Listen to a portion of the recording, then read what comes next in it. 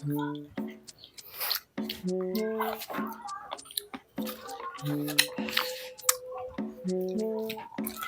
dami naman nakalat din sa bahay nyo. Likpitin nyo lang yung mga kalat na yan, tambak na mga basura. Yan o. Mamaya ko nalalapitin yan. Tapon nyo lang sa basurahan. Mamaya na lang, mamaya ka natatapon yan. Oh, imbis na tapon mo, dadagdagan mo pa. Mamaya na lang. Grabe naman to. Tatamad pa ako eh. Isang puno na yung kahon na yan ng basura, oh. Tapon nyo na yan. Diba? Oh. Sige na, di ba, Lina? Ako na lang magtatapon.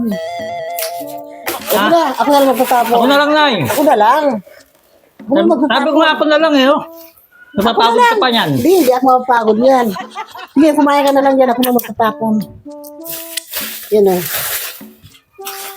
Ako na magtatapon ha.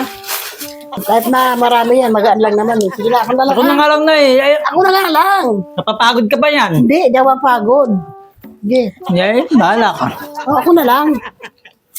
Ayos to. Kung ganito ba naman ang basura nila, talagang sisipagin na ako na lagi magtatapon. Yan. Grabe, surti ko. Kung ganito ba naman ang basura nila, talagang ayos to ah. Talagang surti ko talaga. Ano ba ang mga laman nito? Grabe. Oh. Dami. Hindi ko alam na ang laman ng kauna ito yung mga ganito. Grabe oh. Baka makita ko, mahalata. Ayun, dami. Wow naman, grabe.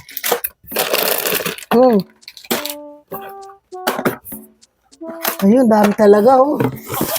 Kung ganito ba naman ang basura. Kahit ako na lang magtapon araw-araw, di ako matatamad ha. Masipagin talaga ako. Kung ganito araw-araw, dapat ganito basura namin. Yan.